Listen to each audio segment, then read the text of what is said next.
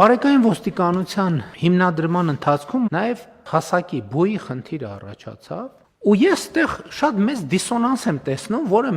ընդհանրապես մեր ինստիտուցիոնալ կամ ոչ միայն ինստիտուցիոնալ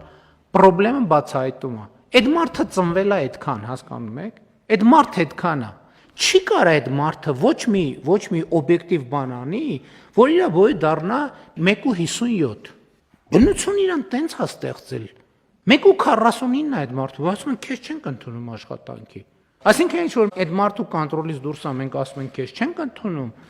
ինչը ցույց է տալիս ինչքանով է ինքը կարգապահ, ինչքանով է իր վրա ի վիճակի աշխատել, դա ասում ենք հա ոչինչ նորմալ է։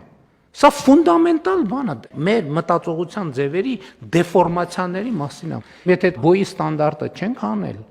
պետք է հանենք։ Լավ, եթե մարդը 57 տարեկան է, ֆիզիկական վիճակը նորմալ է, աշխատանքային վիճակը նորմալ է, այսինքն այո, ինքը կարա գնա համայնքային ոստիկանությունում աշխատի կամ ցանկացած տեղ, որովհետև մենք բոյը ինչ կապ ունի, կարևորը ինքը ինչքան է վազում, ինչքան է դիպուկ կրակում, ինչ IQ ունի, ինչ գրագիտություն ունի, ինչ բարեվարքություն ունի, հասկանում եք, որը մարդուց է կախված։ Եվ հետևաբար ես ուզում եմ իմ անհավանական գոհունակությունը արտահայտեմ, որ մենք եկել հասել ենք այս կետին, որ մենք ասում ենք ոստիկանությունում աշխատանքի անցնելու համար տարիքը էական չի, այսինքն հանում ենք, չէ՞, ընդհանրապես տարիք։